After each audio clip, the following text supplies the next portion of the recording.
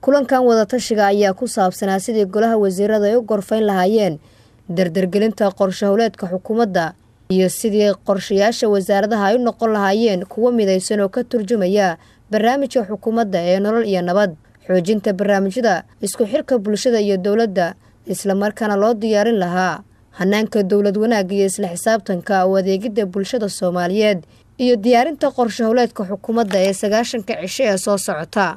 kulanka wada tashiga oo soconaya muddo 2 cisho ah isla markaana uu soo qaban qaabiyay xafiiska ra'iisul wasaaraha Soomaaliya ayaa lagu lafagurayaa arrimaha ay dowladdu siinayso mudnaanta sida ka hortagga abaaraha, soo celinta amniga, nabadeynta, kobcinta dhaqaalaha, la dagaalanka musuqmaasuqa, gaarsiinta dalka doorasho qof iyo cod ah, dib u heshiisiinta midnimada ummadda Soomaaliyeed iyo xiriirka caalamka oo yeelanaya hal irid oo laga soo galo.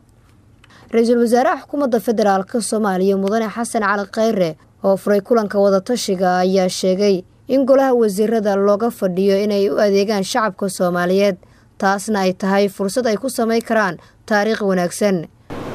maanta halkan waxaa kaloo isugu nimid inay meeshan ka soo baxdo annagu inaan nahay hal tiim. xukuumaddii dhisnayd waqtigaas ayaa la dhihi doonaa 100 sano soo socda, maadaama aan nahay hal xukuumad oon qayb ka wada nahay, taas ay taariikhdeena qayb ka noqon doonto. maxaa ugu tala gashay inaad ku darsato? waa la soo dhaafay waqtigaan isweydiin jirnay dalkeenu muxuu noo qaban karaa. waxaan soo gaarnay waqtigii aan fursad u helaan isweydiin lahayn maxaan dalkeena ku dari karnaa.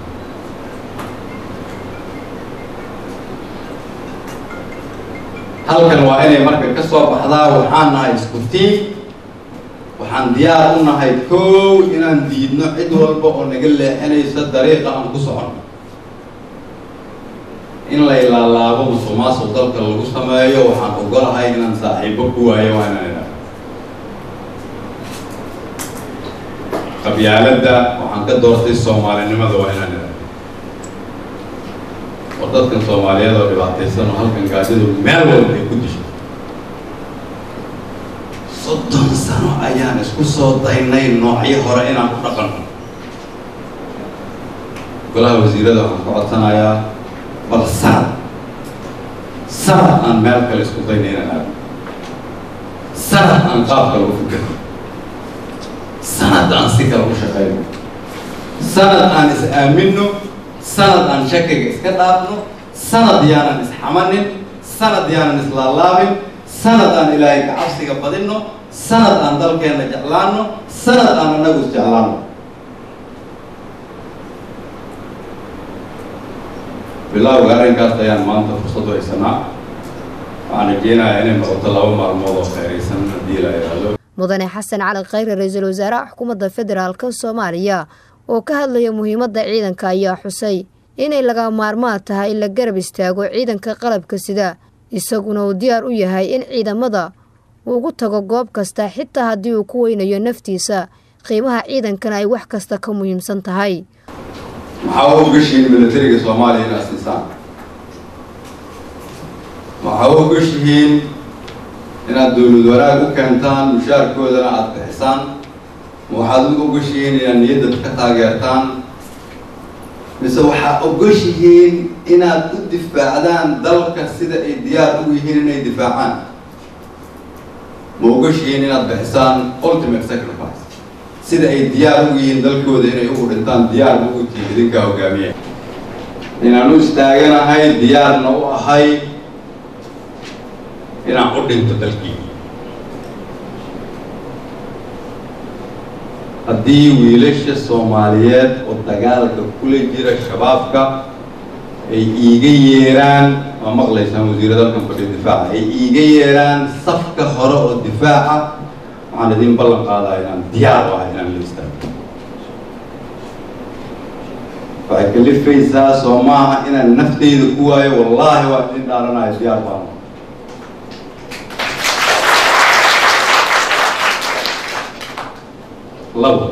kulanka ayaa intii uu socday waxaa laga dhageystay cabashooyin qaar ka mid ah shacab Soomaaliyeed oo kulanka ka qayb galay iyagoo ku biirinayay talooyin xukuumadda waxayna soo bandhigeen caqabadaha kala duwan oo ay la kulmaan oo ay doonayaan inay xukuumaddu wax ka qabato. Ra'iisul Wasaare ku-xigeenka dalka ayaa ku baraarujiyay golaha wasiirada inay laban shaqada oo ay ka turjumaan cabashada ka imaanaysa shacabka Soomaaliyeed. gabadhii uu ka lahayd iyadana uu ninkii ka geeriyooday 4 carruur leh haddana xaamil ah. waxa kale oo aragnay muwaadiniintii shaqaalaha nolosha maalmeedka caadiga ah ee iyo muwaadiniintii Soomaaliyeed soo guriya noqday iyo duruufta uu isaguna la halgamay. intaas oo dhammi waxay nas tusayaan ama inoo gudbinayaan fariin in aynu ku talagalno dadka ay xilku inaga saaran yahay iyo waajibku inay yihiin dadka Soomaaliyeed ee baylaha faraha badan ay jirto ee ay tahay in aynu wax ka qabano. guddi hoosaadka xukuumadda oo ka kooban 3 guddi ayaa intuu socday kulanka wada tashiga waxay kulamo gaar ah ka yeesheen diyaarinta qorshe hawleedka ee 90 cisho ay ku shaqeynayaan wasaaradaha xukuumaddu.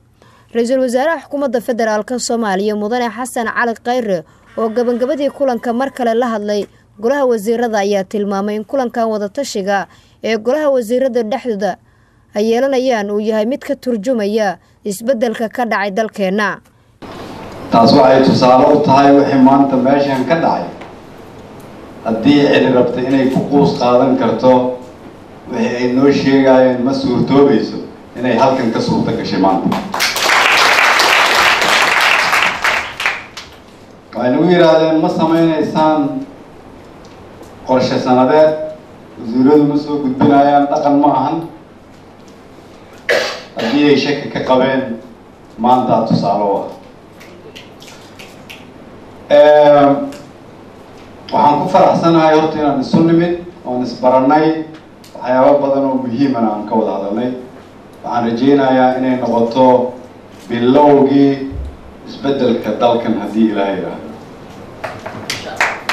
Nasr Bashiir Cali, warbaahinta qaranka magaalada Muqdisho.